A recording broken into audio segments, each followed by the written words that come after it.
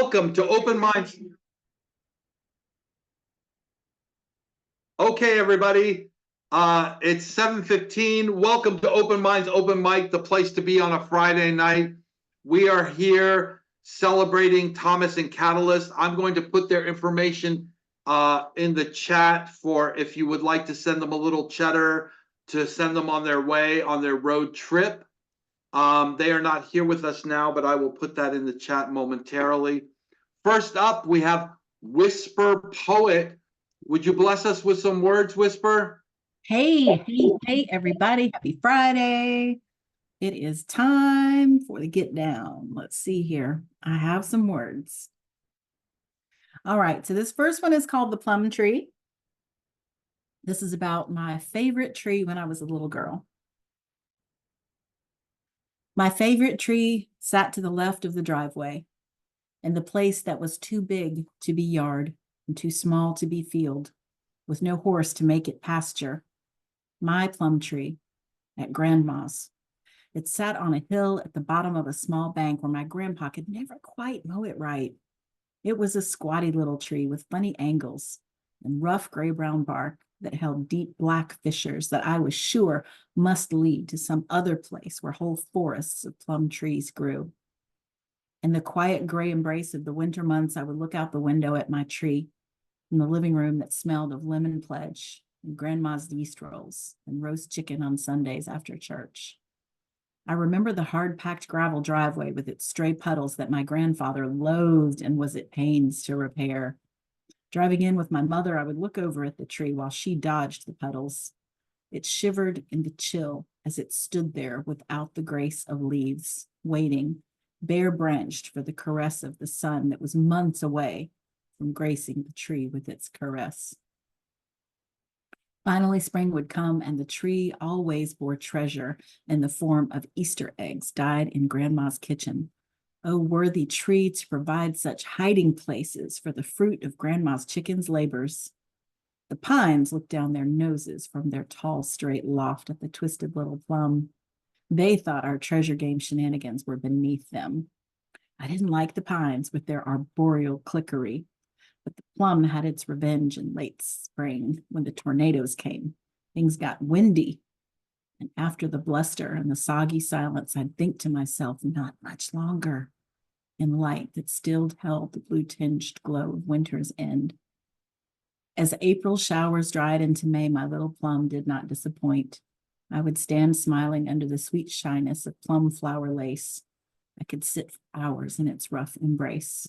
As the grass grew in thick and soft and emerald green, I'd sit on the bank and pluck tiny purple violets into fairy-sized bouquets of whimsy while honeybees tended my tree. Honeybees and plum flowers heralded the imminent arrival of sticky chins and fingers and bark-roughened shins. I waited eagerly to sit in my tree again until finally the sun arrived in full regalia and ready to be admired. The first climb of the season in the sullen heat of July, a child's hands too tender for the rough bark. The purple imprints on my palms, a testimony to my determination to sit in my tree with its lacy covering of pale green algae, rough and ruffled, tree bark scraping my hands and arms and legs with impunity, tiny brown sticklets poking from its surface here and there, like the wild, stiff hairs on Grandma's chin. I would sit in the gnarled notch that would hug me like a princess in her arboreal throne, reveling in the summer heat. In the casual shade of a giant pin oak, I would feast on juicy ripe plums with their thick, sweet flesh and leathery red skins with a ring of sticky around my mouth. The burnished flesh of the meat of the plum overripe where it split to show golden yellow into the dusky pinkish red. Even the yellow jackets ceded primacy, only landing on the lushly fermenting orbs that lie on the ground beneath the tree. And nature feeds her children in this graveyard of rotten plums until only the pits are present to prove that the juicy debauchery of July is over. And I return to school, only visiting Grandma's once a month or so. And then summer faded to fall, and I watched my plum share its bounty with the earth, and the end of the season gone to sleep for a while, until I could sit in my tree and dream again.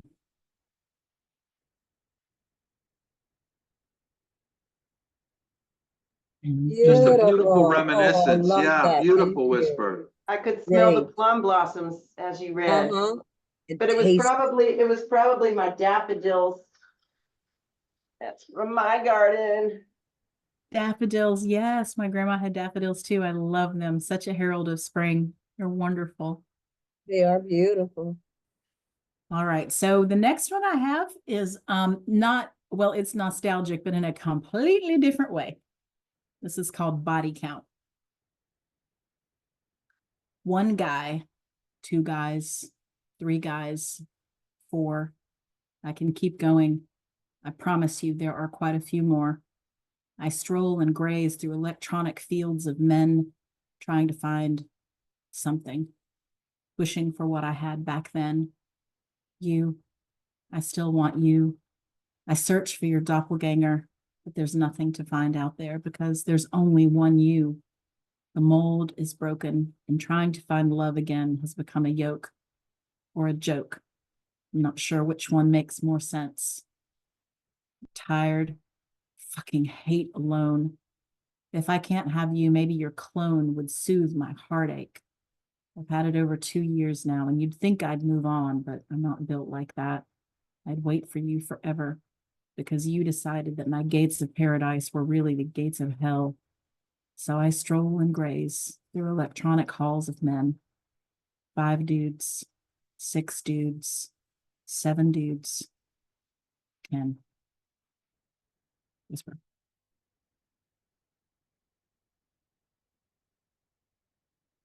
Yeah, Whisper. Everybody give it up for Whisper Poet. That was a great read. Wow. Very nice, very nice. Yeah. Okay, next up on the list, I believe, is my co-host for the evening, the wonderful and talented Sophia Falco. Is that correct? Yes, that's correct. Okay, super. Oh, good. We have Nemo coming in. Let's see here. Yeah, I accidentally wrote Kivan's name, but yeah, so yeah, I'm next. Okay, cool. And we'll say Nemo. Alrighty, so I have 2 poems. I don't have a cover today. Oh, that was Mondays. Okay. Okay, so I gotta I gotta read Mermaid Math and Fly On. Okay, there we go.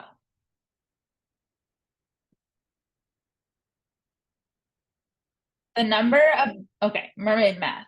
The number of mermaids needed to tenderly hold hands in order to span the circumference of the earth would be 26246,880, diving upwards from the depths of the oceans, from hiding in their oceanic ways, knowingly that humanity needs help now to bring back a sense of mysticism and healing. While their beauty is a plus but fleeting, pleasure is not the answer. Like masturbating myself to sleep, they wouldn't cause an uproar, or they could, because their genders would be on a spectrum, like the light filtering to create that rainbow, the beyond, the beyond, the beyond blue. My favorite color. They need to hear my tears that need to be born, connectivity, but wait. The mermaids are just a metaphor for better days. It's you who I want to hold my hand, not just a mere mortal, but my dear friend. Thank you. That's the first poem. And to close it off, we have Fly On. Fly on.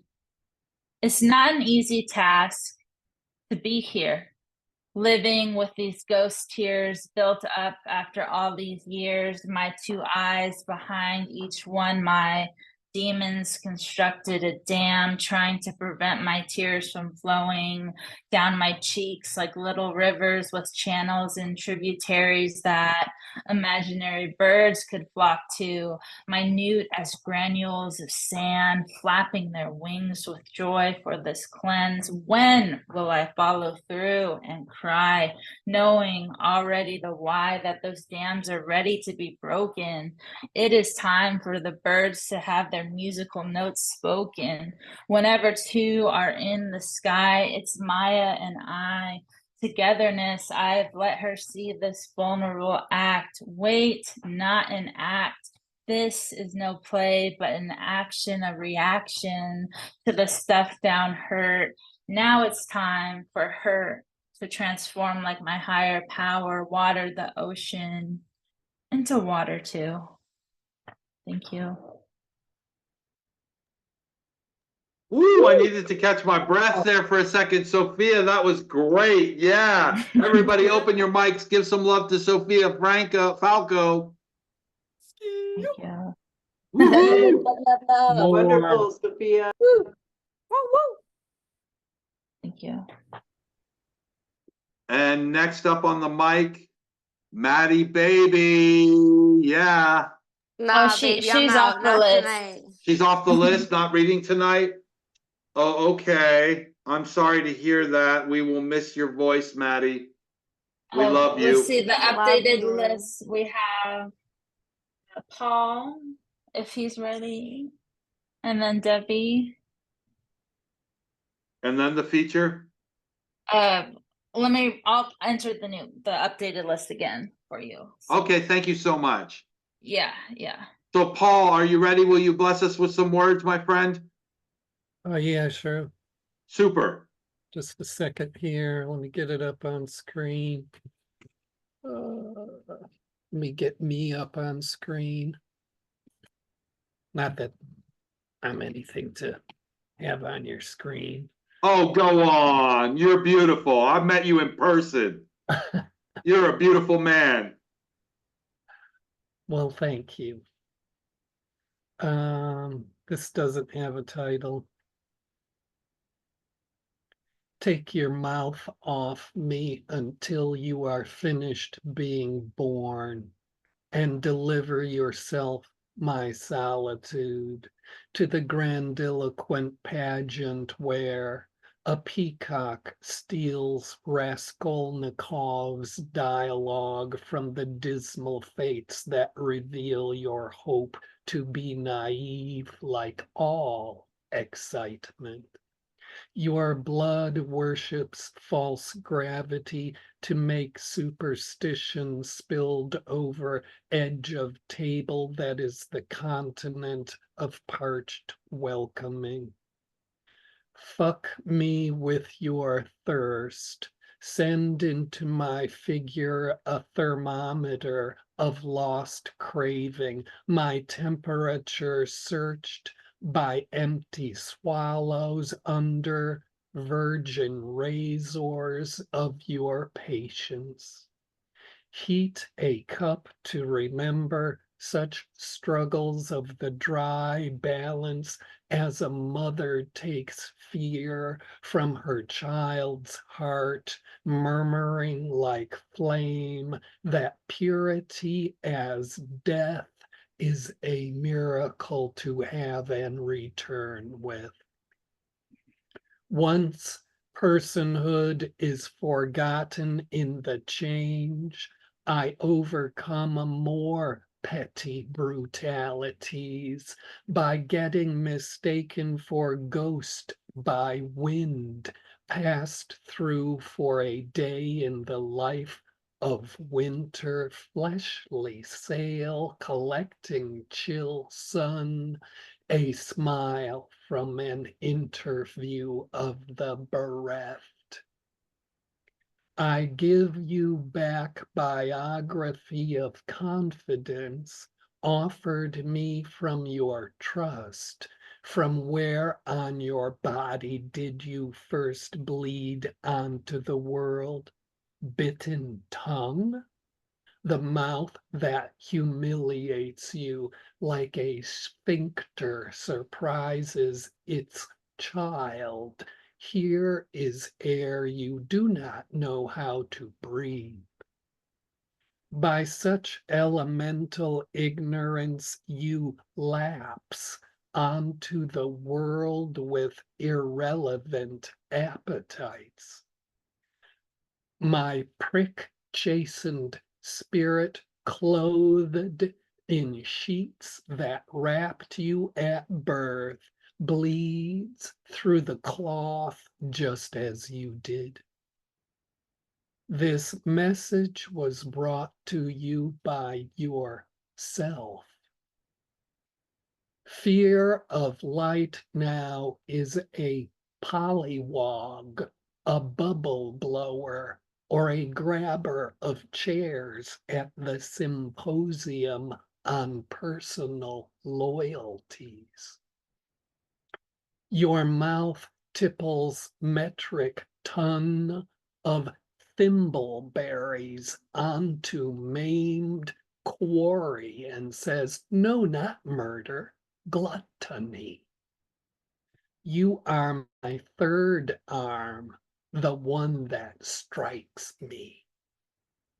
Dispense a choice to yourself from the conformed limits, your rejection letter from the secret society of total change. You are colored lips of a woman described by a drunken man. You are robotic dream, piloted by premoral instinct to eat dirt, amassing distance from yourself, belly full of dust among rarefied strata on dark side of the moon. These are the possible destinies of your lost sight, and to not ever measure a word from me again. What of us was shared to memory by your disappearing spine, so no longer lives on this earth? For that I give you these, my compliments and praise. Now, to begin again, pretend we have forgotten one another. Our time has been refunded. It is possible to wash you off me. My lungs were never fouled by air you swindled your voice onto.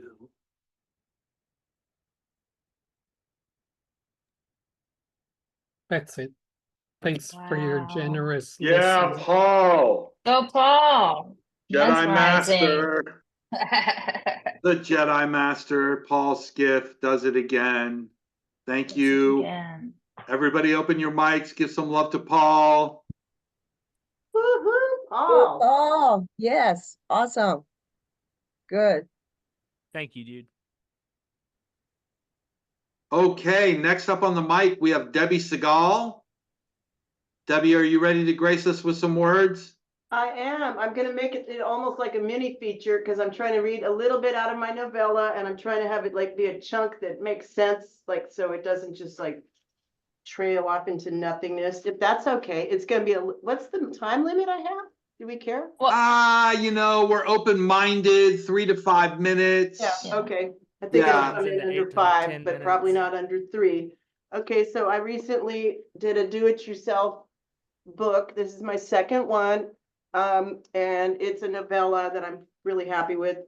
So this scene takes place on the UC Berkeley campus. It's 2012. There's a middle-aged librarian named Barbara, and she's sitting there having a cigarette with a traveling street kid while she waits for a juggalo to bring her a bag of shrooms that she was naive enough to front him the money for. So they're just talking and getting acquainted. And my eyes are going bad, so I hope I can do this. Okay. The guy with the dilated pupils sits down with her. He scoots in close. Grinning, he scoots in even closer. No bugs. Body heat's good. She smiles at the guy. She looks over at the bizarre old man in fur and his companions. They're packing up their gear and walking toward the Campanile, where the Carillon program is rehearsing for its annual Rock and Soul Music Fest. Footnote, the Campanile is the name of the clock tower that's like a major milestone, major landmark in Berkeley up on campus. And a carillon is a percussion instrument that sounds like it's a bell tower. So that tells you what that all means, where the Carillon program is rehearsing for its annual Rock and Soul Music Festival. An Eagles tune coming from the clock tower fills the ears of everyone on campus. Barb turns her attention to the guy sitting beside her. What's your story? I jumped the turnstile at Civic Center and got off at North Berserkley Station. Did you know that station's emergency exit isn't monitored? I got a free ride from Frisco. We never say Frisco. We do say Berserkley, though. Barb is amused and curious. What are you up to now? He scans his mind and shrugs. Wow, what is now but a construct? He blows smoke rings. Have you ever tried killing time? He glances at her, smiling. It's legal. I can get us some salvia divinorum at the smoke shop. It demolishes the time construct. Got $5? Barb considers it. Intriguing. Not today. I'm waiting here to score some magic mushrooms. He has my $20. She looks at her watch. The guy begins cracking up. His laugh is as silly as his cartoon fairy backpack. I mean, your generation ought to know, never front money for drugs. Her shoulders fall in a defeated hunch. She holds her cheeks in her hands. Yeah, I know that. I suppose it's just more of my grandiose delusions. I thought he would never, ever rip me off. Not me. Not Bad Barb. Very cool street name, Bad Barb. Ironic as hell. You're obviously a good person. The guy warms up to her. I'm flattered you'd say that. He couldn't possibly be hitting on me. I'm old enough to be his mother. How do you know I'm a good person, huh? For all you know, I'm evil. He laughs. I've been around some mighty bad folks. I think I can discern the difference. My knuckles say baby face, but I wasn't born yesterday. He shows her his tattooed hands. Barb takes both his hands in hers and reads the crudely inked letters. Then she looks at his face. You weren't born yesterday. Maybe the day before yesterday. You have an innocent face. They giggle and blush. My name is Edwin Gaines. I got away from some bad people, a gang. They tried to make me a member. He reaches in his pocket for a candy tin, takes out a joint and lights it, taking a big hit. Hey, that's a bust here on campus, even medical pot. They could actually cite us for smoking cigarettes on campus. University of California makes its own rules. Plus, my supervisor might walk past and I'd get in trouble. Edwin exhales and passes her the joint. She cups it in her hand, attempting discretion. Looking over her shoulder, she takes a hit and hands it back. He stashes it in the tin. I came to California to find my cousin. We got raised together by my parents like brothers. Last we heard, he was in San Francisco. I didn't want to leave Illinois, but I was looking at time in the pen. Barb narrows her eyes and purses her lips. The pen? For what? Just a bag of weed and half a dozen pills. No victims, no violence. Grandma bailed me out. Dad hugged me and told me to head west to find my cousin and lay low. I hitchhiked. Well, mostly I walked to Cali. It's boring standing at a truck stop, sticking out your thumb. I kept moving. He peeks at the soles of his worn out shoes and blinks. I think I'll stop there because it feels like it's coming up on 5 minutes, or is it? I didn't time it. Oh, I wasn't feeling 5 minutes. I wasn't paying attention to the clock. I was paying attention to you. Okay. But yeah, I think you have a little more time if you need it. I'll try. Okay, let me just get through a few more paragraphs. He says, I used to be so naive. I thought the summer of love was still happening 45 years after the fact. I figured when I found my cousin, I'd be safe and housed. He rubs his hairless chin and continues. I asked the street people of the Haight-Ashbury if they knew where I could find him. They knew of him and they knew to avoid him. They considered Darren, AKA Dragon, to be a menace. Why do they feel that way about your cousin? I thought he lived in an apartment on Haight Street. Actually, Dragon lives in Golden Gate Park. Maybe I shouldn't be telling you this. Dragon is the leader of the San Francisco shit kickers. The guy shakes his head. I honestly don't know how he turned out to be so violent. He was raised right beside me by my peaceful hippie parents from the age of 4. What would mom say if she knew? He kisses his fingers and touches his heart. She's in a better place now. Barb gasps. She died 10 years ago. Heart attack. I was 9. Edwin unbuttons his shirt and reveals a farm boy's chest, strong and tan, adorned with a crude tattoo of a Valentine encircling the word mom. And I'll stop there. Buy my book, buy my book, buy my book. Buy that book, Edwin in the You put a Embrace link- of Entropy. I can't put a wait to link get my already? copy. You can find Everybody- out more about the book, about the people in it. And I just noticed a damn typo as I was right. Okay, you're gonna. That can throw you, those typos can throw you, right? It's my own book. I did the editing. But anyway, it's not a horrible typo, but I didn't catch it until now. Did you Thank drop a you. link to that Oh, book? put the info in the chat. Okay. Yes, Look, put your book Yeah, info in the info. chat, Debbie. I encourage everyone also to put their IG handles or whatever information, contact information you have, so we can create the greatest community on the face of the earth. Yeah.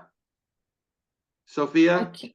Yeah, so it looks like we have potential one more spot before the feature. If a poet's ready, we have and if not, we'll just go to the feature. So we have three names. I wasn't sure if they were just listening or not, but so Frog, are you listening in right now? I think he's probably listening in. Hayes, did you want to read? Listening in. Okay. I have something quick I could fit, or I can wait. Want to go for it? Because that would be 5 people. Go for it, the Hayes. feature, which is typical. Yeah, you can go for it. Cool, all right. If you're It's, ready. it's still something that is very rough. I'm still working on, but I think it will be cool eventually. All right. Totally. The sky has no color, but the little town below it is white. The clock tower is white. The plans of the architect and their exquisite hand-drawn right angles were drawn on a white page. The graphite brushed on the white blueprints are white. The old canoe half sunk by the edge of the stream is white. The cool mud and leaves it nestles in are white. The old women hunched together gossiping in the coffee shop are white. Their blue curly hair is white. The steam from their coffee is white. Their painted nails are white. The cashier, bored, propping her head up with her fist on the counter, is white, and her apron is too. Her pretty green eyes half closed are white. Her eyelashes are white. The cash register with its great symphony of buttons and springs awaiting orchestration are white. Their hopes and dreams are white. Across town, a little boy lingers in sleep long past when he should have been out in the summer sun. Beneath his skin, a little heart fulfills its Sisyphean task, and to and fro his blood stretches and recedes, all in white corridors. Each cell is white. His pajamas are white. His playmat with streets seen from a bird's eye view is white. The bed frame is white. His red hair is white. The ceiling is white. The sky is black. His dresser is white. The freckles on his face are white. Down the hall, the father nicks his white face with a white razor and blots it away with a tissue. The bathroom is white. The piss in the toilet is white. The dust by the door is white. The sky may have color, but depending on who told you, the sky is not black. The sky might be green. But I didn't tell you this. I wouldn't commandeer you like this. I couldn't keep you in such a way. I wouldn't dare. You didn't hear about it from me, about the yellow sky, purple from the pulpit. God made me green once, but we don't talk about that. You who would call the wind by name, hush, go, be with the limbs of the willow, shudder with them, light-born God of no home. Your colors sound green, and goddamn, what a taste. Thank you. Wow. Thanks for sharing. Well done, Hayes. That was awesome. Yeah. Everybody open your mics, give some love to Hayes. Woo, Hayes. that was beautiful. Loved it. Hayes, woo! Woo! Like the white theme. I really liked getting a chance to hear you read that. Very cool piece. Thanks. Nemo helped me work on that some. So thanks very much, Nemo. Nemo helps a lot of poets work on their stuff. Right on, Nemo. All right, next up is our feature tonight. You will forgive me for not remembering. It's Kiven and Greyfunkle. Greyfunkle. Yeah. Okay. Yeah. Are you ready?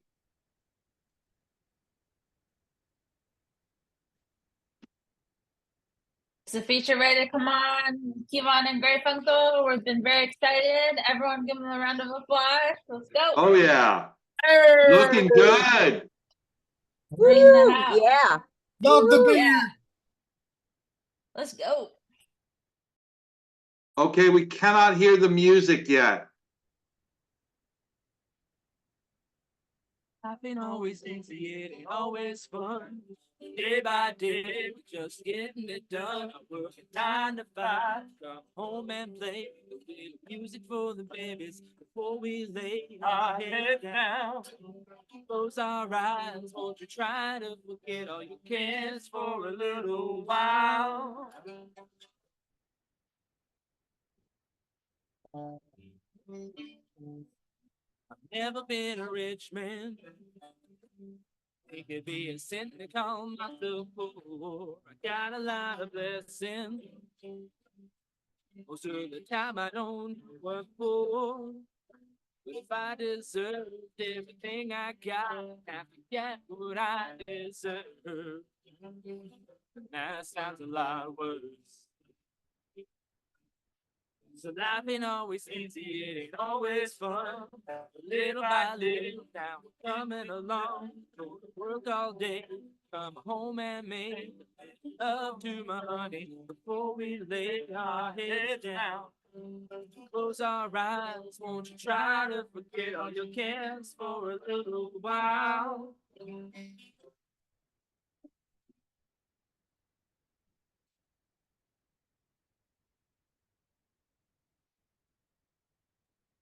You guys, there's a technical issue. We're not able to hear you very well or at all. I can hear the lyrics, but not the music. Do you have the original sound for music on? I met a girl who sang the blues. Told her not to come, she had so much to lose. We went down I'm not some sure if they dark can alleys, hear saw us. the light at the end. Made a few mistakes, made a couple friends. I found out that there was more to life than drinking and dope.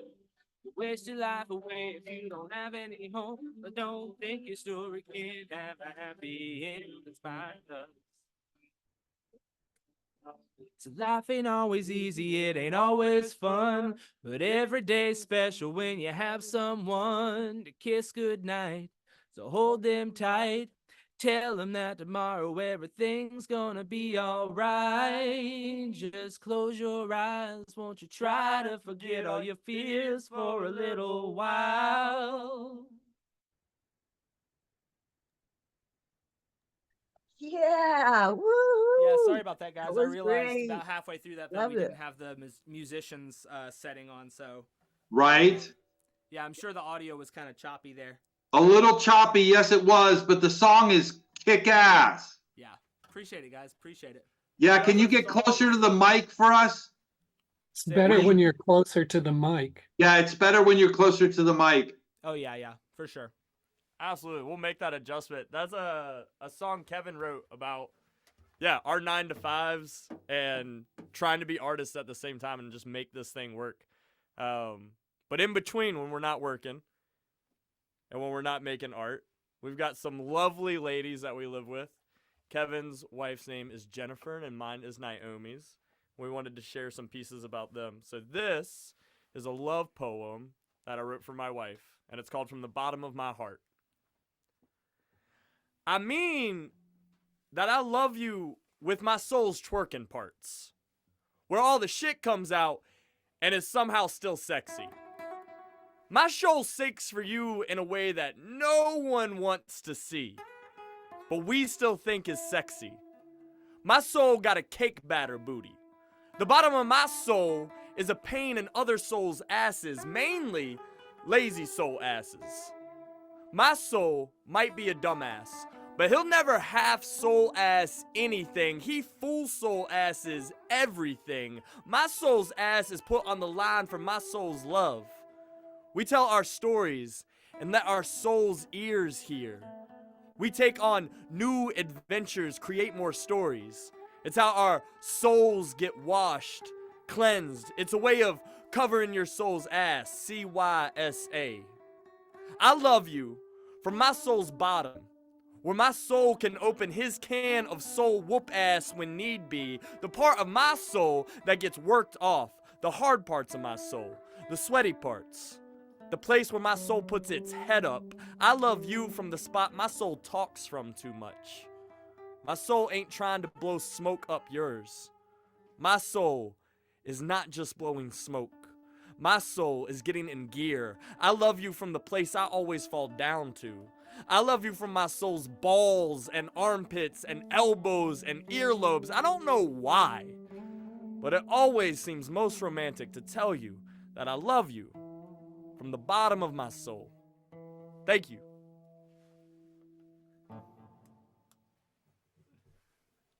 Wow. Very entertaining and also.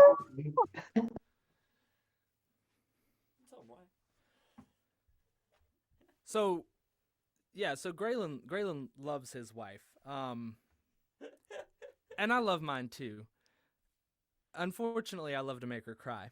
And that's the primary thing that this piece did, but what that was an expounding upon the nature of the seat of the soul that the love comes from. And what I'm going to talk about next is something about what happens when two souls that love each other like that are separated for a time by death. So which would hold more pain, my dear? Myself alone? To be alone, or to leave you here? If I go first and you were left, would that leave me more bereft than to know that as I die, I steal a twinkle from your eye? Which fate holds the greatest pain? Myself alone, or you the same? See, I have this burning question in my mind, haunting desperate and vulnerable moments as the creeping realization of entropy morphs into morbid acceptance. Who can tolerate more pain? More importantly, which of us feels it more acutely? Can you quantify it? It's coming. It's almost here. It's so far away. No, it's never been closer than it is right this moment. And who knows, maybe we walk into the light of eternity hand in hand, smiling ear to ear, but I can't hold my breath. So there's this image I have of watching the light leave your eyes and feeling the numbness of loss and despair slowly envelop my existence. And yes, with time it softens, because nothing lasts forever. Not a marriage, not the pain, but it's a passing glimpse of what hell is like. So contrast. We're healthy, we're happy, we have it all, but that's about to change. I'm suddenly fading. The realization reaches your soul that I'm not coming back. It's almost over. And I ask you to be strong. You say, it's okay. I'll be okay. But with my final breath, I watch the light leave your eyes, and that single moment contains more concentrated misery than the despair of my own loss could ever distill. And time stands still. Dude, if y'all are willing, unmute your mics and make some noise for my best friend, Kevin. Yeah, right on. Yeah, it's a passing glimpse of Wow. what hell is like. So Yes, sir. powerful. Come in. Nice. Tremendously well written. Thank you. Dude, thank you guys. So moving. Oh my gosh. Please. Get Yo, your so we're will all in poets. order, everyone. Get your affairs in order. Yes, a quick reminder on that. So we're all poets in the chat, so feel free to unmute and make some noise here or there. You're definitely not going to distract us. I hope y'all can hear us well and are enjoying it. The opportunity that we get to write, about our lovers is such like a fun expression, and there's this reality of us joining in on an old song that's been going on for a long time. I really believe that poetry is another form of music, another form of singing, and that singing and poetry is our way of decorating silence. It's our way of trying to play with air, play with breath in a fun and a beautiful way. And that is a tradition that's been handed down from generation to generation. So this is my take on the love that some of our forefathers have had for their women. This is called Adam. Y'all, I used to know that God was not malicious. And now, I only believe. And with belief comes the doubting. Did I know how to fly? Was I immortal? Have I already died? How long must I toil? Had I wept before? I can barely remember the things I used to know without thought. I had full access to my brain, 100% of my body, 100% of my heart. It was a mercy of the Lord to slow down my head, to retard my knowledge, for it is too much for a body to bear a mind mourning with all its capacity. You don't know what it was like to be with her. You have not loved with your core, and I don't anymore. I used to feel, really feel. We did not need words. Words were the plaything of a child. I could sense her from across the garden, but it's all null now, numb now. For the pain was too much to bear. It was just a moment. It was agony. That day was not the first time that I heard a beast speak. I remember some parts. Era, the language of sus. How I wish you remembered the mother tongue. It is not a lion or a horse. Lion means era. Era does not mean lion. How I wish I could speak to you instead of speaking with you. Do any of us feel anything anymore? I once sat with a butterfly before it had a name, discussed what word would best describe it, heard the stories of the elk and the deer before naming them. I remember some parts. Was time a thing then? Did we talk for eons, or was it an instant? God forgive me, I can't remember. I spoke with the animals. It was what the snake said that shook me. It was how my ribs responded that froze me. When Medusa came into God's garden, had anyone in heaven or on earth or under the earth ever spoken like this before? Did I have the answers back then? Did questions exist in that world? Could I have borne losing once more? Did I watch my Lilith walk off into the desert sunset alone forever? Has she faded into your legends? Are my mind and heart giving way to madness? Was she ever even real? How do you people cope with so much doubt when Eve, the Eve, when my Eve offered me that fruit, it did not look ripe. It looked like death. Like children who would only know of the seeds of love. A wide world of blind men surviving on a drop when we were made to swim. It looked like heartache. I was there when the first heart became lonely. Felt despair. I'm sorry. God, I'm sorry.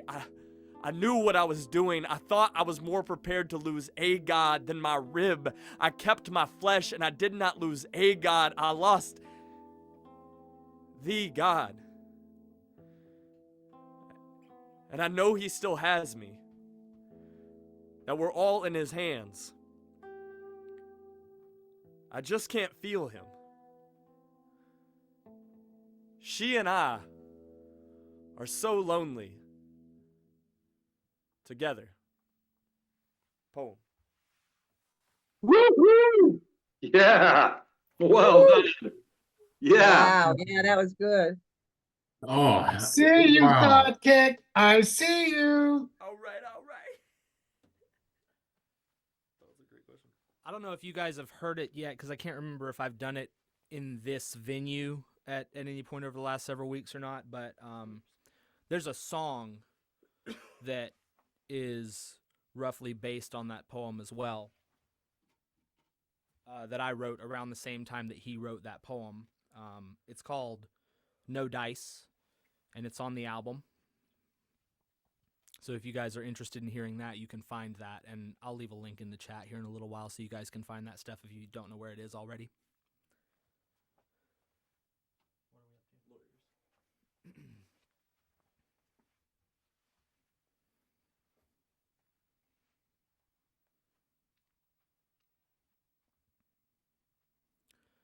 But on the subject,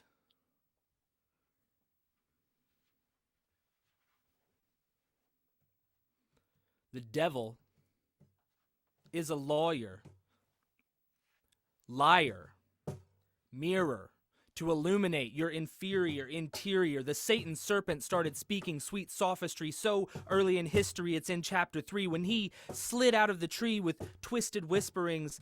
The law is what he sought to betray. The first thing he asked was, did God really say? This was the beginning of a whole new trade, legalistic language, weaving webs of wickedness designed with doubt in mind. The first of his kind, leading the legally blind. A slandering indicter, criticizing the creator, abusing commandments designed to be a savior. In ancient Hebrew, Satan means accuser, an appropriate title for the first finger pointer. He couldn't be judge, jury, executioner. He had to settle for chief prosecutor.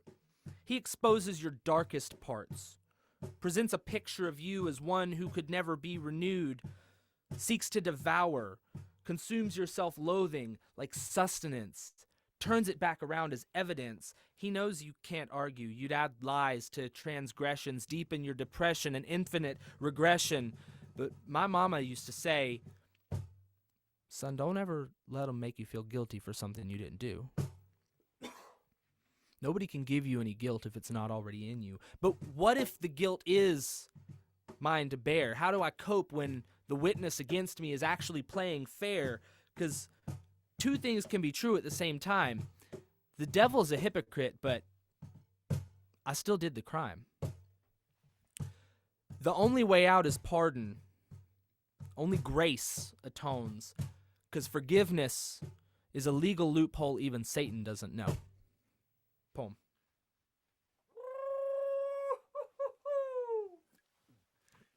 Woo-hoo! Yeah. You boys aren't messing around. No, Yeah. this is a Kick-ass Oh. feature. Amazing. We are part of the Concrete Descendants. And as the keeper of concrete himself, CP Nays, knows, we never come to mess around, only to F around. There's like a beauty in finding songs and poems that we love, and that is like one of our first explorations before we ever become artists, is finding music and poems that we love. But tonight I want to tell y'all that if there's any of this that y'all are loving, that is the secondary reaction, because I promise you, these poems and these songs, they love y'all. A lot of this has come out of from being with y'all, so thank you for continuing to host these open mics, for showing up, for doing what y'all do. It's been super inspiring to me and Kevin. We love being a part of this community, and we love keep going. This song right here is called Cheap Thrills.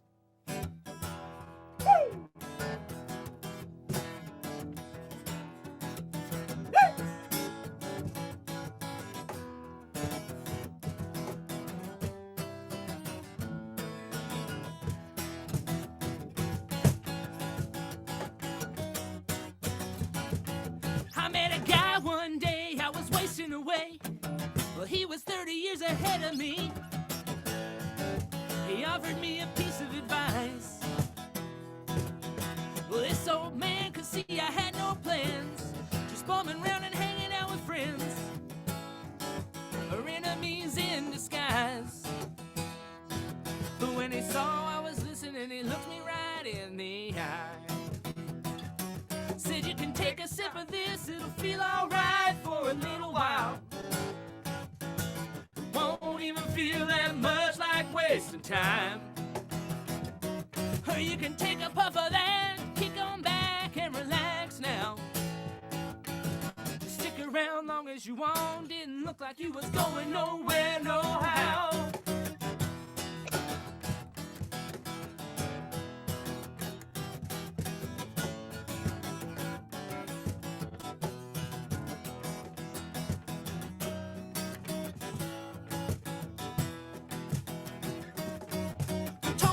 Crack, bang a shot of smack, beer cans in my lap, I ain't ever coming back. Wish I had a dollar bill for every dime bag I'd smoked.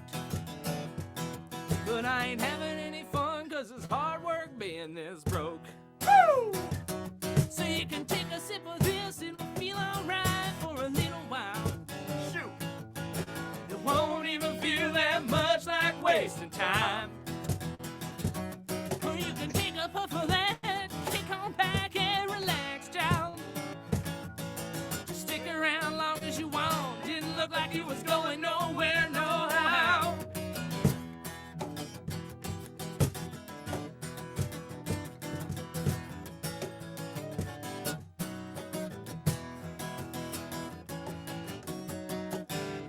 So you can take a sip of this, it'll feel alright for a little while. Won't even feel much like wasting time. Or you can take a puff of that, kick on back and relax now. Just stick around long as you want. Didn't look like you was going nowhere, no how. That was fucking kick-ass. That spoke to me. For real. I wish I had a dollar bill for every dime bag. Wow. I'd be a rich man for sure. Legit, Yeah. legit. Totally, man. And like, so the thing is like what's happening tonight is we're working backwards, right? So we started with this song, which was about us working our 9-to-5s, loving our ladies, and then did some poems about how we've fallen in love and moving from there. That poem was the mentality that me and Kevin had very much in like our late teenage years and like early 20s of a lot of substance abuse. Mine more recent than Kevin's. He's been sober. Yeah, I mean, He's been sober a little longer. yeah, but you drank a lot when you were a teenager, though. Yeah, so fair enough. Yeah, and so this next piece, as we're continuing to work back in our history, is a descent into madness that I wanted to do. Yeah, but I was told not to share that poem. So. Yeah. Yeah, you would. So here's the thing. He was never diagnosed with any mental illnesses. Unless MS, dyslexia, or ADHD counts. So I'm sorry for all the melancholy, myopic, masturbatory. Do not apologize for telling my story. Then let me tell it. Okay, fine. He was 29 and feeling fine. Freaking out. Insecure, neurotic, emotional. Sure. FINE. And then it got a little worse. It wasn't a panic attack because the thing is, no one who struggles with panic talks about it. It just makes it worse. He lost his business partner. Well, that's one way of saying it. You could also say, oh wait, you couldn't. You couldn't say he took your business, took your cash, left you with nothing more than the cash, left you with the responsibility of telling the story. Responsibility is a noun, meaning your ability to respond, the obligation to carry forward an assigned task to a successful conclusion, the idea that if you don't do it, no one will. See also care, safekeeping, or scream. Step 2. Or 4. It's not panic. No one's attacking. Sure. His wife had a baby. So now you would not be able to say that they gutted her like a pig. The operation room table is the central part of any surgical suite. They offer a variety of modern features: electronic height adjustment, lateral tilt, horizontal sliding, mobile coasters with C-arm accessories. The arms. The position of the arms in a C-section surgery is directly off the shoulders.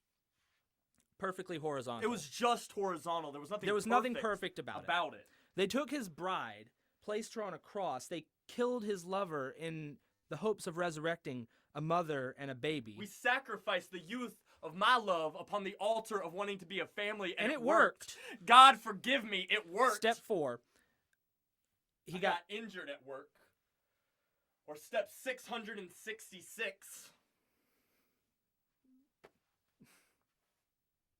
You could also say that I got my brains bashed in with God's baseball bat. A 30-inch limb of white oak, 2.8 tons, crashed into the back of my best friend's head. And it's still not a panic attack. You can breathe. I can breathe. You've got this. I got this. I'm still in control. He's not in a good place. place. His daughter was 3 months old, and his wife had to tell the doctors to put his my face back on. Turns out a new face only costs $100,000. And no insurance did not cover it. Wait, are you sure this isn't a panic attack? No, and I'm not a liar. I'm just having a good time. I'm having a good time. Y'all, I got a question. What's the difference between Pennywise and Bozo the Clown? What are we poets consuming to put it all on stage? Is this just tragedy porn? Am I more heartbroken yet? Am I still wearing any clothes? Hey, do you guys want to see a trick? You see, this boy's been bamboozled before by better brothers. You best be brilliant, bright, blinding, bounding, binding, bondaged, bandaged, briefly brothersome but bittersweet when bandaged, bountiful, beautiful, belligerent banter begets bullheaded, blame-blistering bullets. Are you not entertained? Someone say something! How can y'all just sit there behind these screens and listen to this? I want to have my cake and eat it too. You want to get gnarly without ever getting hurt. Get smarter without suffering. I'm lighting my cake at both ends just to feed it to you. Found some chain at the end of my rope. I guess what I'm trying to say is that I'm having a hard time. And no one seems to know how to help. But thanks for listening. It really helps. Hell yeah! Hell yeah! Wow! Oh my God! Wow. Yeah, just spectacular, you guys. The back and forth together. Yeah, it was just spectacular. Brilliant. The way you interacted was the back so and on forth. point. So there's a theme going on here in that basically nothing we've done tonight is anything other than a true story. Totally. So, yeah, just keep that in mind. You might be tempted to pick out the metaphors in that last piece, but there aren't really any. Right. Yeah, and shout out real fast to Nemo. Nemo helped me dial in some of those pieces on this last edit, and I'm so thankful to you, man. So again, it's another one of the wanting to put the camera turned back around to face y'all. Y'all are such a great community, and the way that we support and lift each other up and hold each other to be able to tell these stories there's an idea in the back of the Bible that says that we're saved by the blood of the Lamb and the word of our testimonies. And testimonies is just stories. Like, I truly believe that our ability to be able to compile these precise, I think that's the beauty in both comedians and in poets, is like we show up because we want to see someone speak precisely. And when we start to work on those crafts together, it's amazing. I love it so much. And I'm so thankful for you guys. Yeah. Same here. Light blue. Yeah. So Kevin, response to the cake poem was one that happened in real time. So he got to watch me go through a lot of those things and having this descent into madness. And there was a moment where I was strongly contemplating, killing myself. I did not want to continue to live my life in the circumstances that I did not believe were changeable. And Kevin called me one day with this song.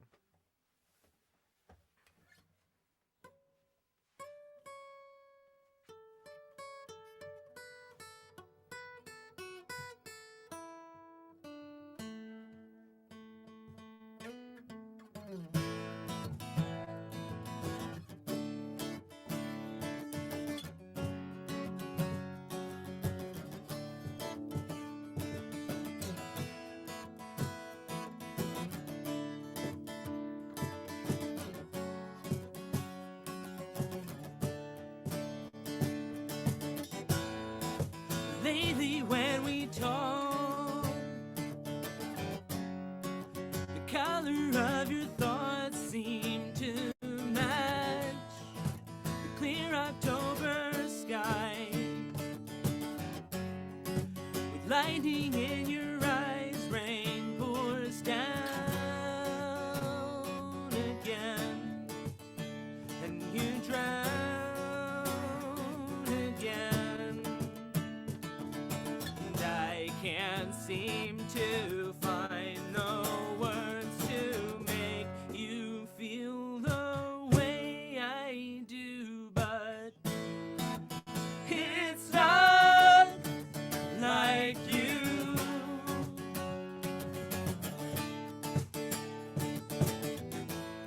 To be so light blue.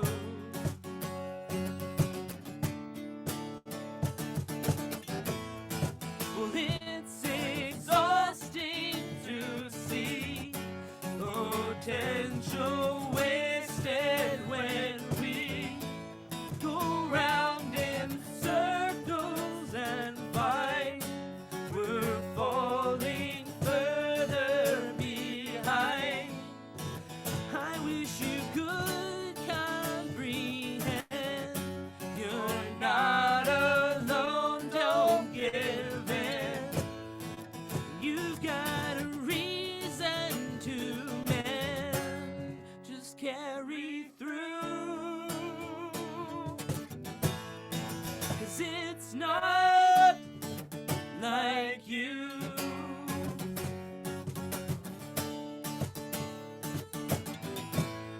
To be so light blue.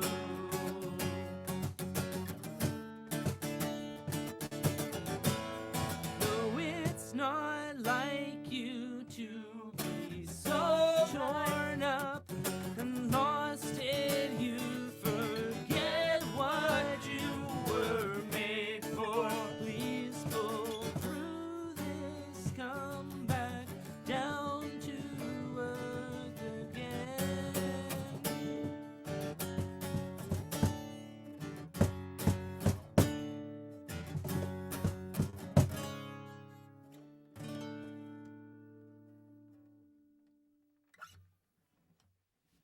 That was fantastic. You guys sound like a professional concert. Absolutely fabulous. Appreciate it. Flawless. Fantastic. All the F words. Love All the it. effort. All of them. All of We'll them. put a Dictionary, later and check. Those of us brave enough to have our cameras on are like crying our eyes out. So just to Yeah. know, you touched Actually- a lot of people. It's actually true. Well, that's the best review we could get. Yeah, and it was so true. I historically have been like a very vibrant, funny guy. I love making people smile. It's one of my favorite things. And for Kevin to find me in that moment, he's like, dude, this is like not like you. To be this light blue, to be dealing with this kind of depression or anxiety, like something has like shifted in you.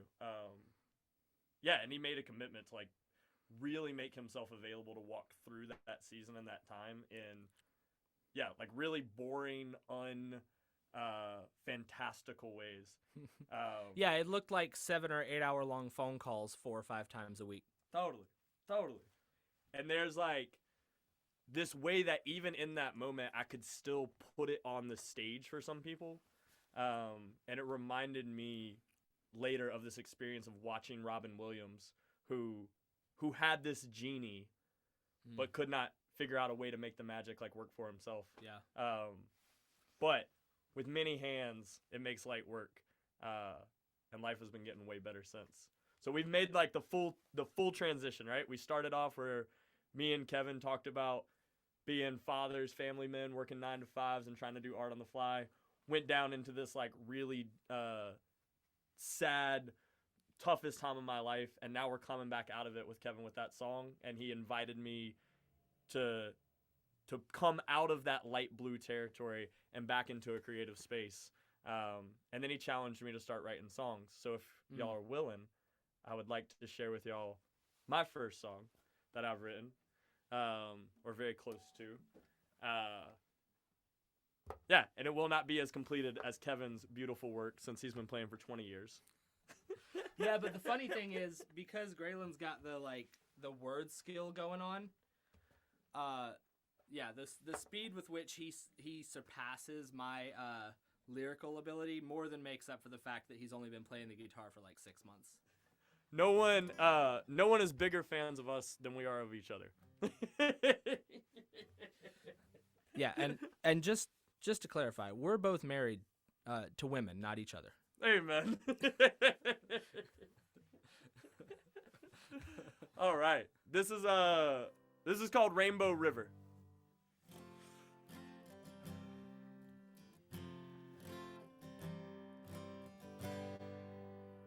I'm George Hallowish, Robespierre, Billy Bob the Third. I'll tell you what makes a wake in a river, it's a word. My heart is where love goes when love needs a break, and the last one will always be my last mistake. Elbow to elbow, standing room only, yet always so lonely. Holding hands, laced fingers with emptiness. I thought I had been raptured when we first kissed. We danced in the barn out on Pearl Road. My hands would follow her every bend, and we'd go down Muddy Creek River. We'd never sleep, floating in this young love. It can't be beat. She crashed into me, a glass rapid on her own. I was trucker trash, not a stone. She was pure crystal water until we met, and the last one will always be my last regret. Sledgehammers don't break bread. Took another girl to bed. I used dynamite to hold her hand and blew apart our plan. She was a river, smooth and pure, before I drove my truck down into her. Now she's moving on, I'm rusting on my own. I was a Ford Ranger 96 before her innocence. I drove my truck down in that stream the day she walked away, and she left me just to watch her float away. Angel broken wings, I lost the best thing I ever had, them broken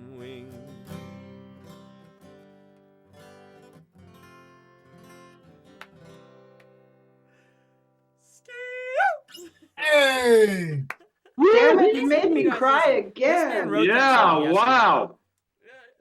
y'all are killing this feature, man. Yeah, incredible feature, rocking my Really. world. Thank Love you. it, man. We Yes, love very it. good. And there's Incredible no way. I want to wrap this up because I want to get back to this open mic and hear some more of y'all spit. Some of my favorite poets are in this room. But there's no way I could close out without fully embracing my fandom of y'all.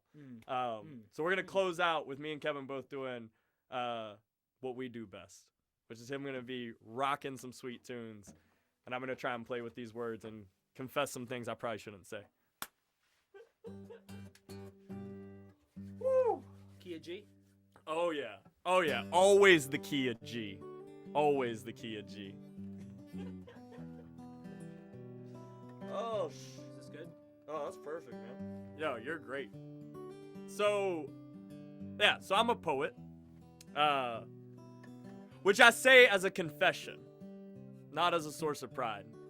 Hoping that there might be some amount of possibility for you to offer me some sacrament of reconciliation. Perhaps open your minds just one time and give me a second to see what we are here tonight.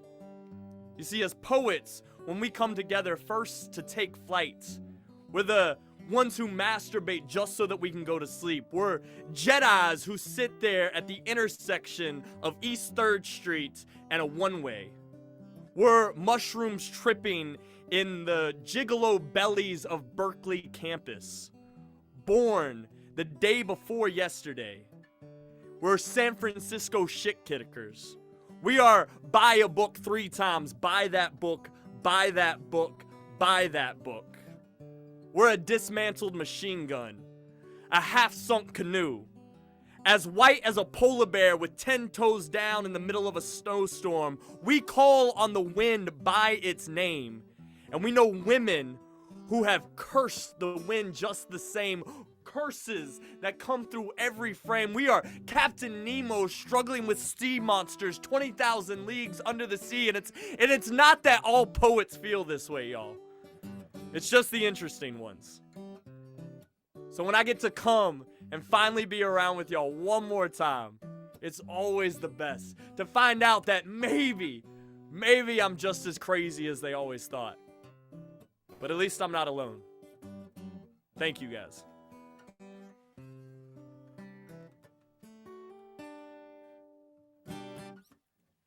That was awesome. That was super fun. That was awesome. Wow, you guys rocked my world. Incredible feature. Yeah, hope we didn't go on too long. We Oh really enjoyed no. it. Appreciate y'all's time. I'm recording this on my end, so I'll be posting some stuff on YouTube at some point that you guys can see later. And I'll drop our Linktree stuff in the chat here in just a minute, because this album is available. You can buy a copy. You can also just stream it for free, if you're a cheap bastard like me. But but as the theme was with this feature tonight, there's a lot of call and response in there. It's about half music, about half poetry, and you'll find that there's no one piece that doesn't have another puzzle piece that goes next to it somewhere. Totally. Yeah. And Thomas has got his Cash App in the comments. So if y'all get a chance, send that man some money. He's trying to travel from a whole nother country. Yeah, I saw his like map of what he's planning to do. The guy's about to drive like 5,000 miles. It's ridiculous. Oh yeah. It's going to cost him more than $1 a mile. So we should all send him $1.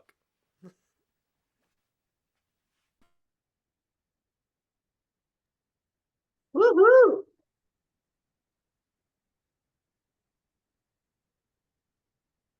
Yeah, everybody come on, open your mics. Give some love here. Let's go. I'm Hey! praying right now. Wow, that was Yes. amazing. Yeah. Woo. Never give up. Really incredible. I have a question about that Cash App. Like one time it was posted with a hyperlink, and that made it really easy for me to just go in and throw a few bucks towards them. What do I do when it's just like typed as words and letters? You know, I honestly don't know. I don't use Cash App. I use PayPal. So I'm putting the PayPal here right now. But as far as I know, you can go to Cash App and enter Loki, $Loki116, and that'll pull him up. I don't have the hyperlink, I'm afraid. Yeah, you just have to put that $ before everything, and like his profile picture or something like that should pull up.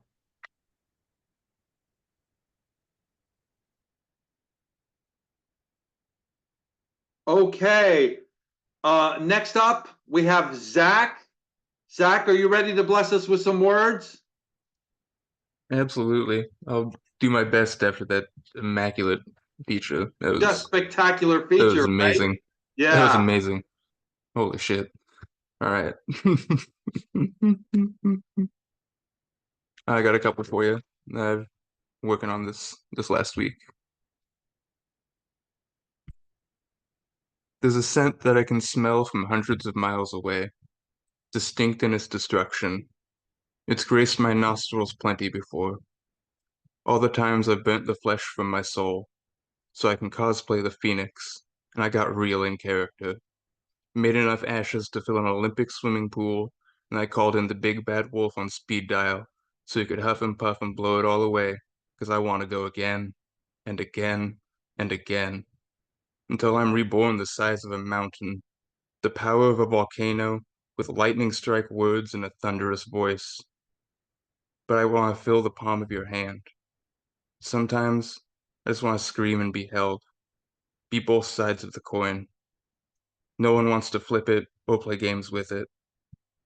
But don't put it on a pedestal. It means let me ride in your pocket. Let me get to know every fiber of that lint in the corner. Just keep me around.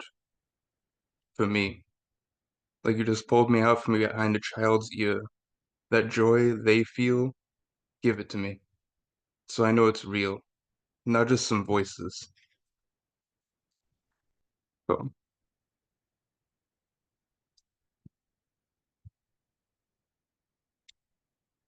all right.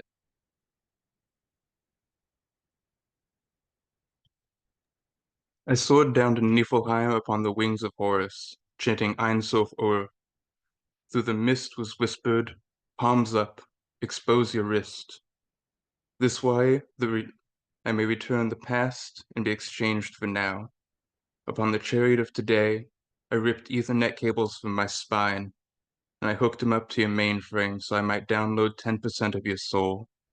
My motherboard shook when mist and darkness came back, but I feared not, for I only see the beautiful side of hell. So.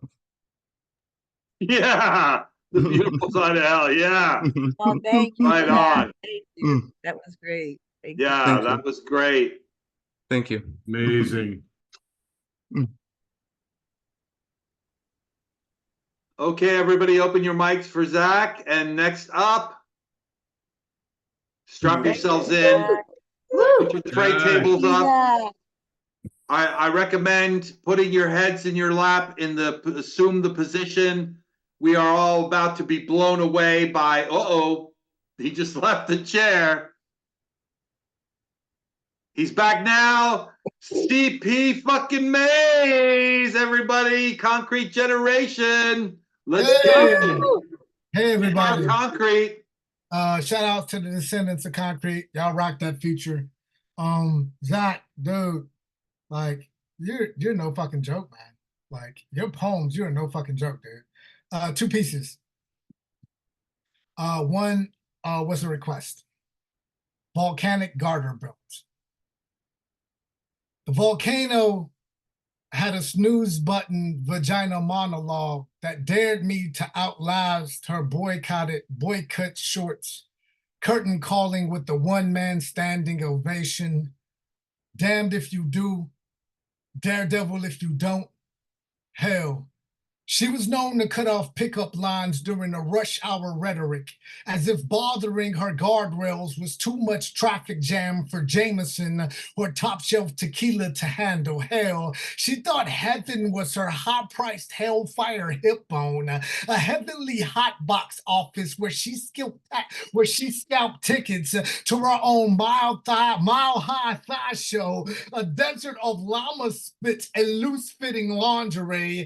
One hump will leave you raw and unsatisfied. 2 humps, and you were halfway to an oasis of fake orgasms that were more make-believe than a mirage of Maker's Mark men who actually believed that she was made for them. Volcanic garter belts. No blue-blooded Slim Jim could crack the locks on her payroll's chastity belt. High-priced lawyers who perpetually filed crotchless briefs could, though. Truth is, whenever she took off her Victoria's Secret thongs, 2 of her timeshares were always paid off. But only when the judges whom Rent was running circles around round their discovery cards dry. Any paycheck pelvis patron with the proper paperwork would do. The last time you could say she was broke was back when her heart was, back when her hymen was, back when the backbone to her beautiful wasn't some revolving nut house. When she told me she had publishing credits in the Devil's Playbook, I should have believed her. Volcanic garter belts. I've never been the type to sip wine or recite communion. I'm more of the in the moment and time again type of forgiveness. Taker taking chances, taking shots. For every day it took God to create Earth. A behind on the risk taker of shots. For every day it took God to gunsling Adam right out of the garden of good and Eden in. A brass knuckle baby birthed in a bed and breakfast of slow your roll ugly, bothering my buzz. Beautiful John the whiskey, brandy, bourbon, the bartender, Baptist type of brother, begging second resets of born again breathalyzers to not reward my roadside text with Miranda rights.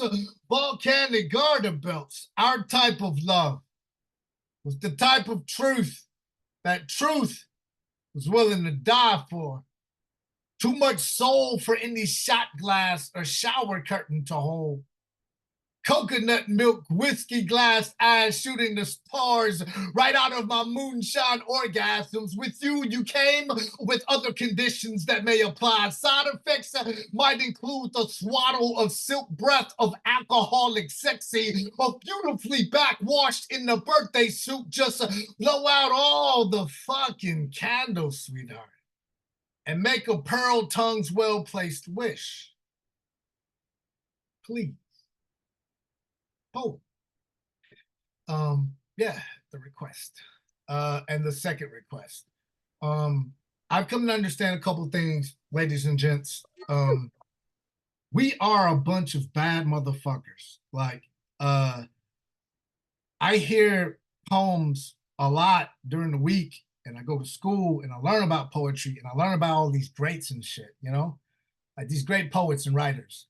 And I think, and I'm hoping when the history books close, we're going to be in that new contemporary group of fucking writers. Because we got a bunch of badass novelists, fiction writers, nonfiction writers, and poets. So don't lay down the pen. Yeah, here's a poem. The two of 10 seconds, 15 seconds.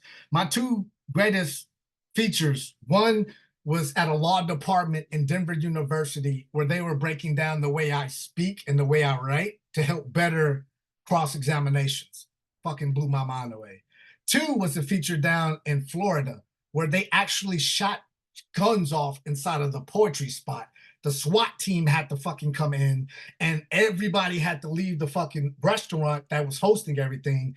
And after all the SWAT gun shells on the fucking bar, if I'm lying, I'm dying.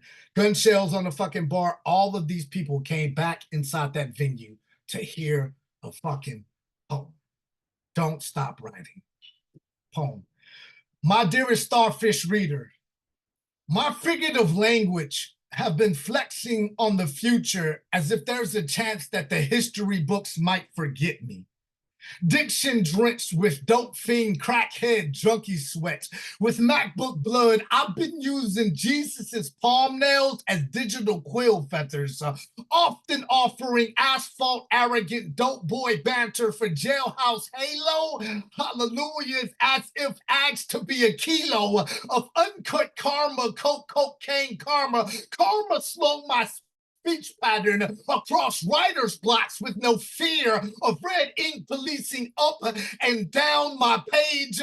Left my never play it safe anti-ego imagery piss testing my wild west rules of engagement. Left the half-hearted bounty hunters after my humility. Heartbroken. Left simile suing me for saints selling out a list of listen, Lord, I am not at a loss for words. Rule learning the criticisms of literary theory left my English professors loving me.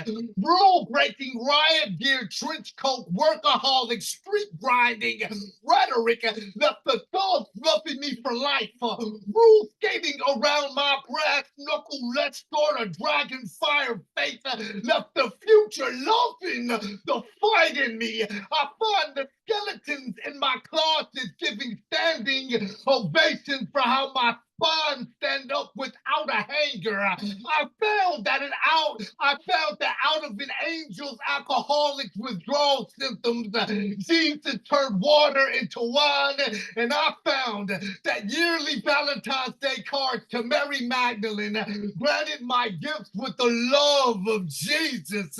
Addicted to conversing with Marilyn Monroe over mixed drinks about how beautiful her overdose was. My Molotov cocktail catharsis. Stage joyriding around my halo with whiskey just wish me well. Breath. Adam's apple arm with an Armageddon God. Gassed up my gifts so I can drive anything written home. When the lips of an I'm longing for you, Lord, finds me leveraging Lucifer's hellfire from my tongue, I find my sometimes, somehow, sin, some way, signing themselves up on an open mic in goddamn purgatory. Diction loving the no language restrictions like fuck yeah, fuck you, fuck holding back maids. I find the curfew of breaking the right fucking curse word at the right time is as important as pumping the brakes on iambic, swinging wild and wild with my rhetoric.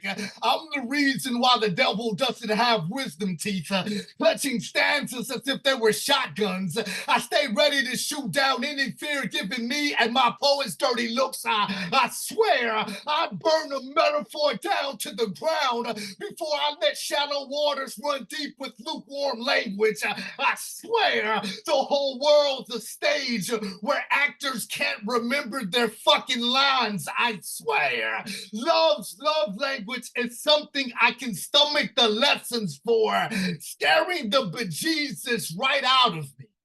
My English professor started confessing that my poems were as strong as the ones on my syllabus, and it scared the shit out of me. So I started track and fielding feelings just to prove I'm Kurt Cobain and Sylvia Plath's love child, scaring the devil right up out of me. Denver University's law department studied my syllabic in order to make cross-examination stronger. Knowing graduate students will have to write essays covering your feature will ever so humble you. I'm humbled. Poem. I'm humbled by all of you. I am so humbled by fucking all of you. Thank y'all. You are a purple cat Awesome, CP. hurricane. Hell yeah. Oh my God. I got contemporary, so I would not trade their favor for the favor of King's, Maze. I swear. I swear.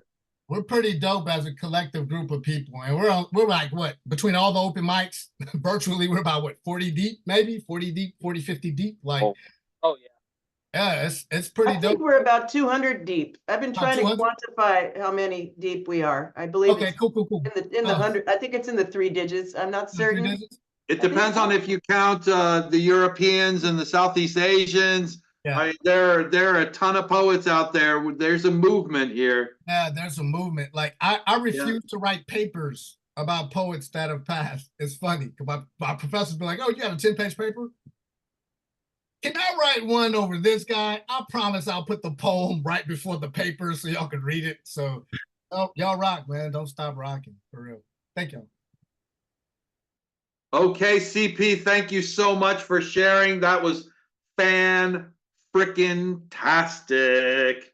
Next up on the mic, we have my friend and yours, the editor at large for the poetry community. Apparently, it is Nemo Zoom. Nemo, will you bless us with some words? Yeah, absolutely. And I'm always happy to tinker, but I will warn anybody, I'm absolutely a specialist editor. I will cut. I will cut everything. So if you need a piece condensed, I might be your guy. Okay, so I have a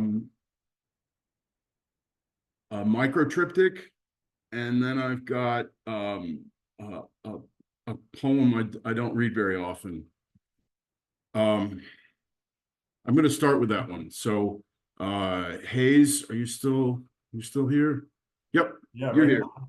Yeah, so I love the white poem, so I'm going to read one of my color poems. Red, not properly proportioned for flight, the heralds of hopelessness beat their great black wings to stay aloft in a sky choked with red. Green, the rain persists, drops from leaves become streams into rivers.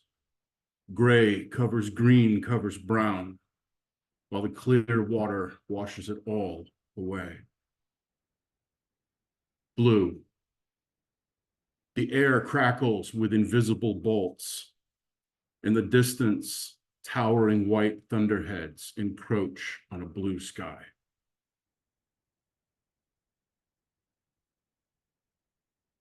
And this is the microtriptych.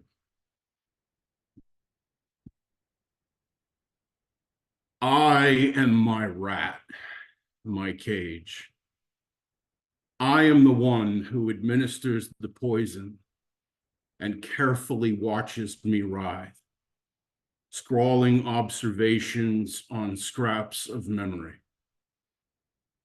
I am the one who cleans up the corpses. I am the one who takes pleasure in a job well done. I am the one who will return to do it again tomorrow. I spoke with a clockwork version of you the other night while I slept. I found the clicking and whirring of the mechanism that moved your jaw so hypnotizing that I didn't hear a word you said. He sits up there in his goddamn chair, scrawling notes in his notebook. His pen scratching frantically every time I act, every time I move, every time I do something that matters. Now he's stuffing pages into the feeder, and the fax machine in the corner screeches and beeps, while pages littered with his hurried hand fall into piles to be sorted later when I'm trying to sleep. Thank you. And oh, the fire tonight.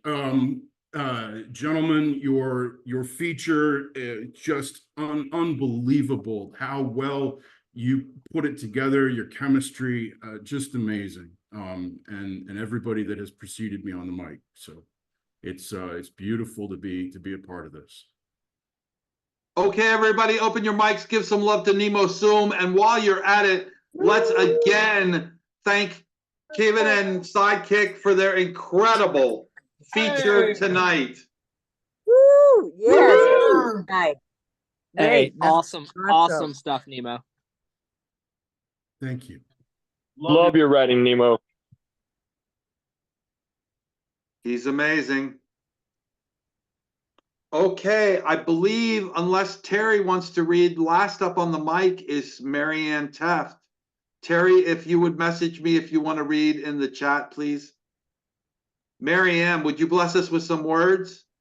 Let's go, Marianne. Yeah, Thank Marianne. you. With pleasure. Thank you. I was a little late because there was a little trouble in paradise and I had to write a little something. So it's called Singularity.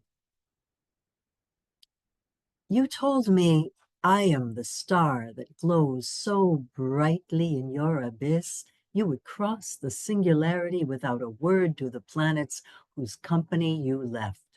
If only I would clarify one more hour, minute, second of your lifetime. But as you stood at the edge that clasps yesterday and tomorrow in a wash of time, you could not take the final step. For the darkness holds comfort, familiarity, and demons known, and they do not release their own at the urging of a single point of light. Thank you. Woohoo! Marianne, is that all you have for us tonight? Do you have more? Because I want more. More. You're getting Yes, accolades. All right. I give if you give me a little second, I will. You have as many seconds as you need. Well, maybe I could read again a piece that I read for the New York, and the theme was the prayers to the ancestors last evening. So I would share this piece I called it Ubuntu. The fruit can't be the flower. You can't be who you are without the air and water and the ones who came before. You're the earth your father planted in shades of gold and green. Your life was laid before you long before you were conceived. The moon can't stop the motion of the waves upon the shore, the ebb and flow of questions of what life holds in store. You're the gift your mother granted in timeless rainbow hues. She laid the path before you. Now you walk in your own shoes. 100 billion footprints left in the sands of time. I walk the path you made. Your footsteps follow mine. There's no me without you or the ones who came before. Now it's our turn to mark the way for 100 billion more. Thank you. It's our turn to mark the way. Wow, yeah. So you really Spectacular, Marianne, as always, so wonderful. Your voice is so soothing. I just love your work. Love your work. Indeed. Thank you, everybody. Thank you. So, Terry, you are up next. You have decided to grace us with your words. We are so delighted to hear that. Please. I don't know if I'd use that terminology, but okay. All right. Fairly new shit right here. Shit. My poem about trees, where the tree is me, hair on fire, red like autumn leaves that fall, trunk symbolizing strength, but it is a reach as I am small and weak in comparison. Looking up to cerulean sky with white puffy clouds as a child, holding arms up to touch even minuscule hands to these 100-year-old grandfathers and grandmothers, ancestor trees, for without them I would have never come to be. My senior mind struggles with their memory. I commemorate them in this poem as their roots still giving life, grounding me. Searching for them through towering tree branches, lifting my spirit, transcending earthly realms, to join them, giving alms as we dance with the stars. I have a vexed one in honor of Vexed Lux. I do not want to go biblical, but why were women not allowed to the temple when they were menstruating? If the blood flowing from this vessel had the sole purpose to produce life, that makes it an integral part of us. Why do men hate that which they don't understand and go out of their way to say this or that to make it unclean? I wonder how many of them went home from temple to wash their red hands and make love to their bloody wives. And peace. Yeah, Terry. Savage. Oh my goodness. Okay, that brings us to the end of our list. If there is popular demand for it, I will read a piece. Yeah. Demand it. Okay, so demanded indeed, then I will read a piece. Whisper Poet was asking for something old from me, and although a number of my most famous poems, the ones that I'm known for, like Holographic Universe and The Guy in Epiphany, are very old poems, this one doesn't get as much play, and I really like it. It's called Ignited We Stand. It's coming, sisters and brothers, brothers and sisters, inshallah. This is the ascension. This is the dissension you've been waiting for, here and now with room for more. We will not be recruited, used as pawns, nor jackbooted. Rise up, sisters and brothers. This revolution's ours. It's for the mothers, the dispossessed and the oppressed, prisoners, soldiers, and the ill, all those this government would kill. Come with us, brothers, sisters, march until your feet have blisters against the war on choice. Stand with women, raise your voice against the war on drugs, another lie swept under rugs. Their profit is rooted in addiction, facilitating flow while pretending interdiction. TV, guns, and crack cocaine have driven America insane. This revolution's not a violent overthrow, for fighting war with war, you know, never works. So raise up your voices. Enlightened people must make wise choices. Peace will win, a revolution of the mind. Let's show them some real intelligent design. On fire we make our demand. Peace and justice now. Ignited we stand. Thank you.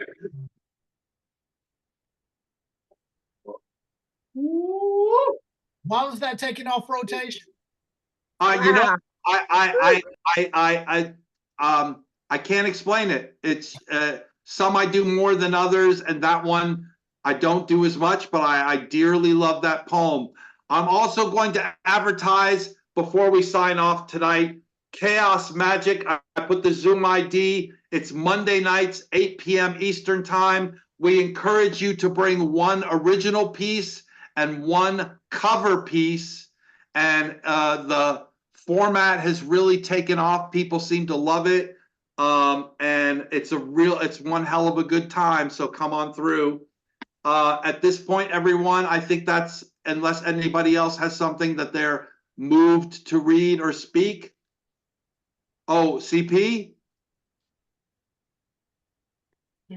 Yes, take the floor, CP. You muted yourself. There you go. Sweet. I can save the world, but I can't fucking figure out this mute button. I swear. All right. So I figure in lieu of the feature, the poets I've had the blessing to hear, and just to, I don't know, put a rubber stamp on this time frame we're in, I would like to read this.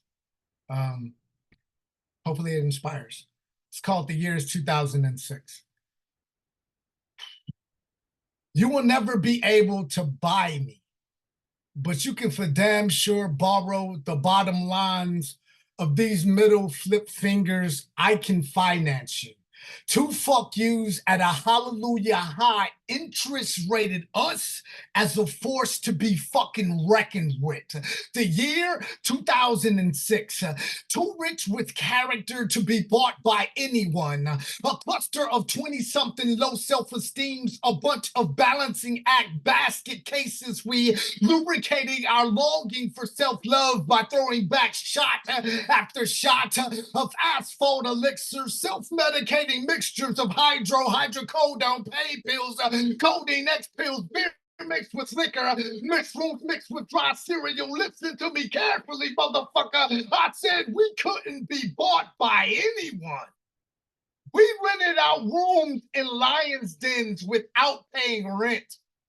Furnished figurative language with cigarette butts, and stranger best believe that you were goddamn beautiful. Professors were dumbfounded by our use of diction, viewed pimping promoters the same way we viewed pimping preachers and pastors as nothing more than a buffet's collection plate of bastards. Don't you dare ask us if we believed in God. We knew him personally.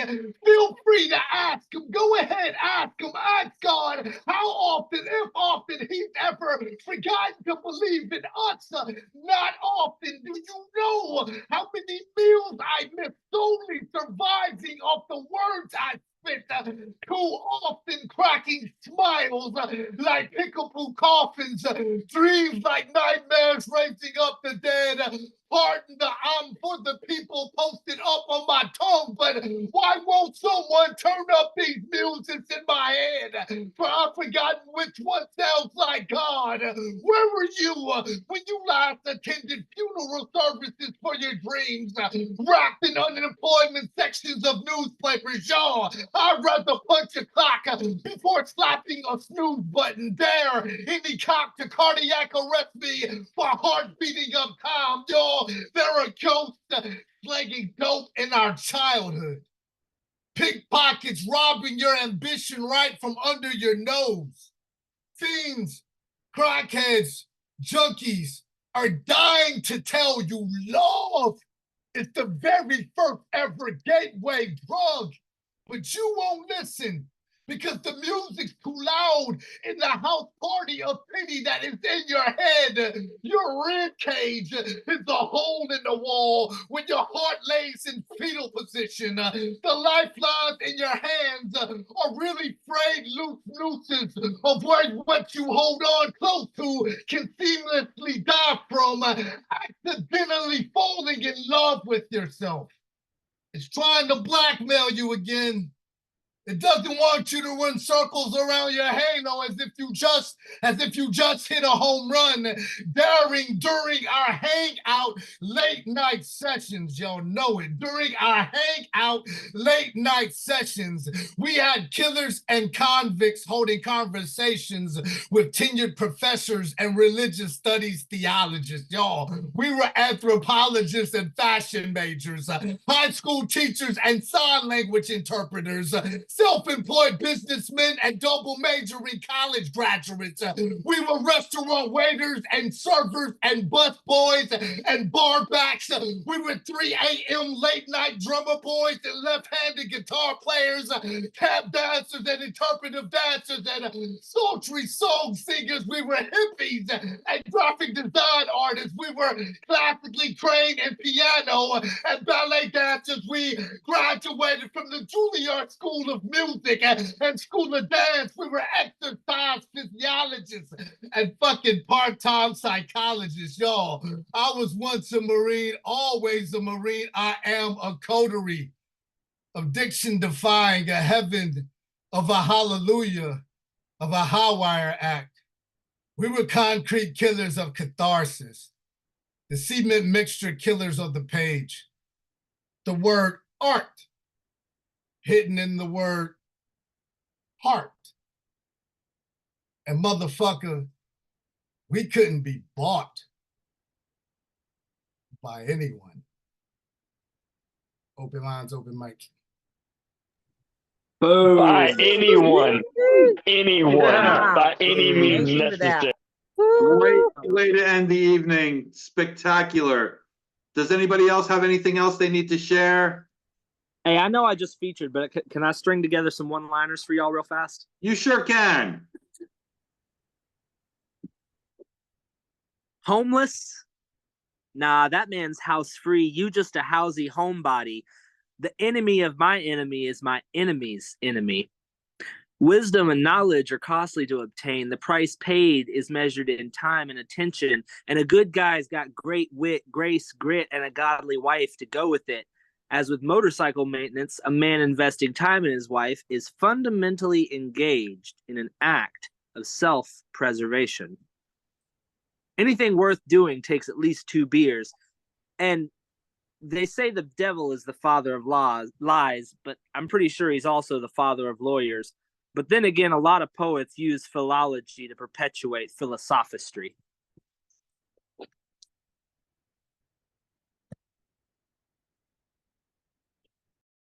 I love it. Boom. Yeah. I love it. Anything worth doing is worth doing 2 beers deep. What was it?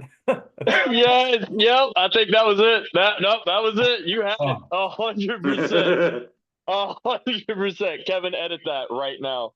I'm throwing out a 2 prompt. beers deep. Let's all write about philology for next week. Or use the word philology some way next week. That's what I'm talking about. Right on, everyone. This has been a great evening. It is such a delight to share time with you all.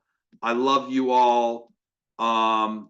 If anyone else has some closing words, let me know. But other than that, we're going to close out the evening tonight. I have a couple of things.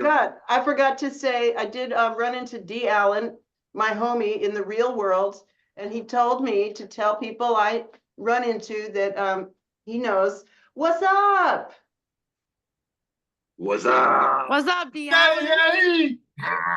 That's cool. And I want to thank everybody for supporting Thomas and Catalyst. You know, they're very good people, and they've done a very wonderful job on this show. And I'm so proud of Thomas. Indeed. Indeed. We wish them the best on their travels. Yeah, I think they're going to do good. I really do. Yeah. I put a lot of good energy out towards it. So let's hope it keeps going. I'm very blessed. Thank you. Okay, everyone. Good night. We love you all. Bye. Thank you. Thank you for a wonderful evening. The features rock. Catch y'all later. Features rock. Features fucking rock. Thank you. Good night.